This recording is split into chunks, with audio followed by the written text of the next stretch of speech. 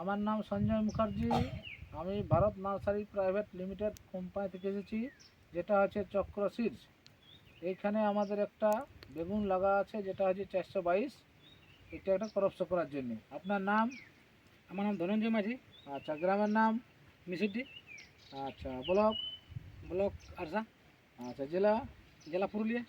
আচ্ছা, এই যে বেগুনটা আপনি লাগাচ্ছেন চক্রের, হ্যাঁ, এটা কত নাম্বার ভ্যারাইটি বটে? এটা 422। এটা হচ্ছে 422। তো এই বেগুনটা যে লাগাচ্ছেন, লাগার কতদিন পর থেকে আপনি ফসলটা পাচ্ছেন, মানে ক মাস থেকে শুরু হয় ফসলটা? এটা দেখুন, আমি লাগানছিলাম ওই ভাদরের দু একদিন, মানে ওই 3-4 দিনগুলাই। আচ্ছা আচ্ছা, আমার মোটামুটি গোটা ভাদর গোটা আশ্বিনের 20 থেকে আমার মানে হারভেস্টিং চালু হয়। আচ্ছা, মানে লাগার 2 মাস পর 2 মাস থেকে? নয়, মোটামুটি 45 দিন 47 দিন। আচ্ছা, 45-47 দিন থেকেই হ্যাঁ, ফসলটা তোলা যাচ্ছে। হ্যাঁ, আচ্ছা, তো এই যে ফলের সাইজ বা কালার, হ্যাঁ। এইটা দেখে আপনার বা যে সমস্ত ভাই দাদারা আছে তাদের কেমন মনে হয়েছে? এটা আসলে তো সাইজ কালার খুব ভালো। আচ্ছা বিক্রির দিক দিয়ে কোনো অসুবিধা নেই, অন্য বেগুনের তুলনায় এর মানে সবটার থেকে ভালো আছে, কোনো প্রবলেম নেই। ফলনও দুর্দান্ত আছে। আচ্ছা, ফলনও ভালো আছে এবং ফলনের গ্লেজও ভালো আছে হ্যাঁ, এবং মার্কেটের চাহিদা ভালো আছে। হ্যাঁ। দেখুন, আমার আজ মানে আজ প্রায় গাছটার বয়স প্রায় 6 মাস হতে চললো। হুম।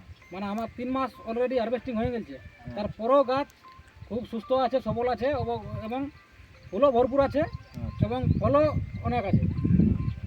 এখনও আমার অমনেই, মানে প্রথম থেকে যেরকম হারভেস্টিং আসতেছিল এমনি চলছে, বুঝলাম। তবে একটু কি রংটা একটু মানে গাছের রংটা একটু সময় হারিয়েছে। মানে এখন পর্যন্ত মোটামুটি আপনার মানে কত কুইন্টাল তোলা হতে পারে? এখন ধরুন মোটামুটি আমার বিক্রি প্রায় 2.5 মাস মতন, 2.5 মাস 3 মাস বিক্রি হয়ে গেল। আচ্ছা তাতে আপনার আমার তো কম লাগা আছে, প্রায় ওই 1,000 কানেক 1,000 আছে। আচ্ছা। তো সেই তুলনায় মোটামুটি আমার পার ডে 1 কুইন্টাল করে হারভেস্টিং হয়। টোটাল মোটামুটি তাও একটা কত হতে পারে? টোটালটা ধরুন, এখন আপনি ধরুন না, মোটামুটি 60 কুইন্টাল।